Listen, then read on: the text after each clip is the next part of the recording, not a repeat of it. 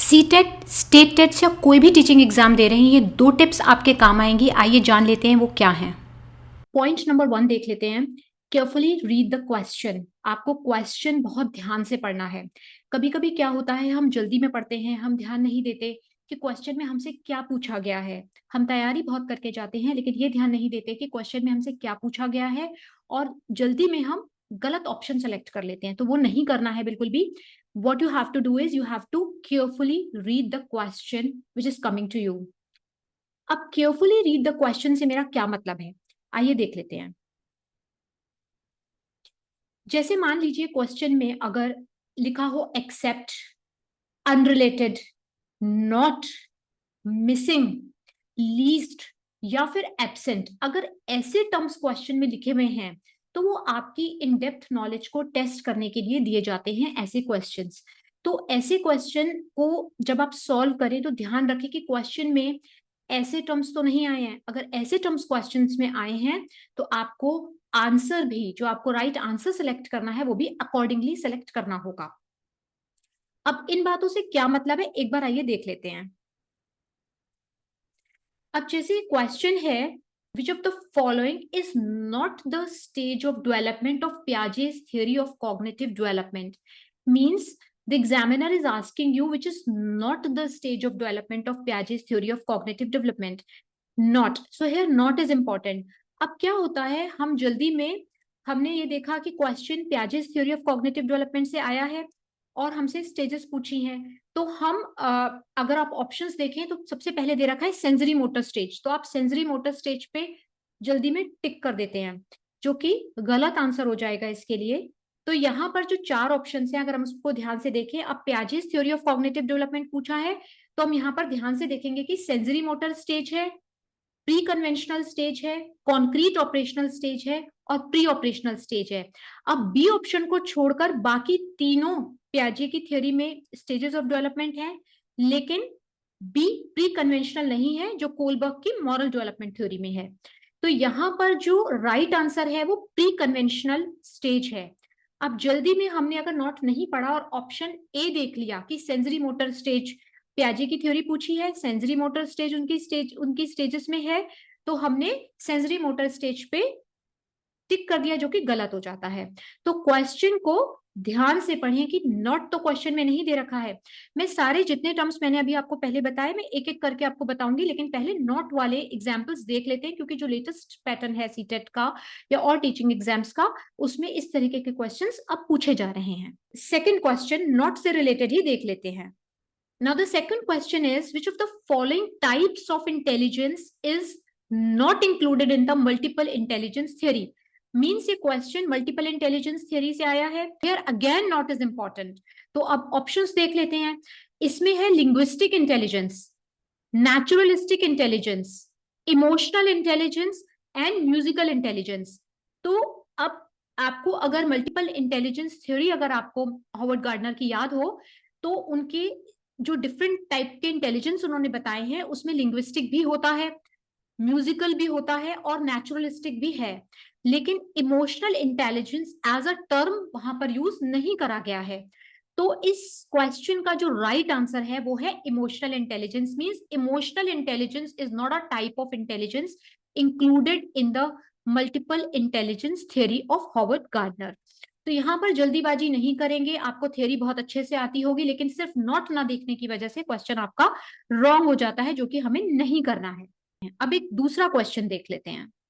अब इस क्वेश्चन में है, विच one has the least significant impact on child development. Means child development से क्वेश्चन आया है, means factors affecting child development से क्वेश्चन है ये। अब यहाँ पर क्वेश्चन में पूछा है लीस्ट सिग्निफिकेंट, मींस जो सबसे कम सिग्निफिकेंट है या कम इम्पैक्ट करता है चाइल्ड डेवलपमेंट को। तो यहाँ पर जो कीवर्ड आपको दिख रहा है वो लीस्ट है, तो लीस्ट के अकॉर्डिंगली हमें आंसर को सिलेक्ट करना है। ऑप्शंस देख लेते हैं। इसमें लिखा है genetics, nutrition, parental involvement, leisure activities. अगर आप इसको ध्यान से देखें तो जेनेटिक्स का इम्पैक्ट चाइल्ड डेवलपमेंट पे होता है, बाल विकास पे होता है। न्यूट्रिशन का इम्पैक्ट भी चाइल्ड डेवलपमेंट पे होता है। अगर बच्चे को प्रॉपर न्यूट्रिशन नहीं मिलेगा तो बच्चे का ग्रोथ एंड डेवलपमेंट ठीक से नहीं होगा। Next is parental involvement. Parental involvement is also very important because अगर पेरेंट इन्वॉल्व नहीं होंगे बच्चे के ग्रोथ एंड डेवलपमेंट में, पेरेंट को नहीं पता बच्चे का कैसे विकास हो रहा है, तो विकास सही दिशा में नहीं जाएगा. तो parental involvement is also an important factor impacting child development. Now the last option is leisure activity. तो अगर लीस्ट के हिसाब से देखें, which one has the least significant impact on child development, अगर हम लीस्ट के हिसाब से देखें तो लेजर एक्टिविटी जो है वो लीस्ट सिग्निफिकेंटली इम्पैक्ट करेगी चाइल्ड डेवलपमेंट में. कई बार हमें जो ऑप्शंस दे रखे होते हैं उसमें हमें रिलेटिव आंसर मींस ऑप्शंस के हिसाब से आंसर जो है वो सिलेक्ट करना होता है. तो इस क्वेश्चन में लीस्ट सिग्निफिकेंट को अगर देखें तो leisure activities would be the right answer in this question. अब नेक्स्ट क्वेश्चन देख लेते हैं. In the context of cognitive development, which of the following skills is typically missing in early childhood? Means ये question again cognitive development, again child development से आया है और इसमें early childhood, that means the stage from birth to 8 years की बात की है. अब इसमें पूछ रहे हैं कि कौन सी स्किल जो है वो टिपिकली मिसिंग है. मींस अर्ली चाइल्डहुड पीरियड में जनरली या टिपिकली ये स्किल नहीं देखी जाती है. तो अब ऑप्शंस देखें तो यहां पर जो लगा हुआ है मिसिंग, यहां पर कीवर्ड जो है वो मिसिंग है, तो उसके हिसाब से आंसर्स को देखेंगे. Problem solving. प्रॉब्लम सॉल्विंग बच्चे स्टार्टिंग से ही सीखते हैं. हम उनको पजल्स देते हैं, उनके साथ बहुत सारे छोटे छोटे गेम्स प्ले करते हैं जिसमें वो छोटी छोटी प्रॉब्लम्स को सॉल्व करना सीख जाते हैं. तो प्रॉब्लम सॉल्विंग जो है वो एक स्किल है जो अर्ली चाइल्डहुड में बच्चों की हम डेवलप कराते हैं. दूसरा है एब्स्ट्रैक्ट रीजनिंग. सो एब्स्ट्रैक्ट रीजनिंग को एक बार देखते हैं. थर्ड है मेमोरी फॉर्मेशन. मेमोरी फॉर्मेशन बच्चे की स्टार्टिंग से फॉर्म होना शुरू हो जाती है. और लैंग्वेज डेवलपमेंट भी, जब आप स्टेजेस ऑफ लैंग्वेज डेवलपमेंट पढ़ते हैं तो आपने पढ़ा होगा कि जो लैंग्वेज एक्विजिशन है, कॉग्निटिव डेवलपमेंट, लैंग्वेज डेवलपमेंट बच्चे का स्टार्टिंग से ही हमारा शुरू हो जाता है. तो यहाँ पर अगर हम देखें तो एब्स्ट्रैक्ट रीजनिंग जो कि थोड़े बड़े बच्चों में डेवलप होता है, तो abstract reasoning is typically missing in early childhood would be the right answer here. इस क्वेश्चन में पूछा है which of the following concepts is unrelated to the theory of John Piaget's on cognitive development. यहां पर unrelated term use करा है. Unrelated means which is not related to the Piaget's theory on cognitive development.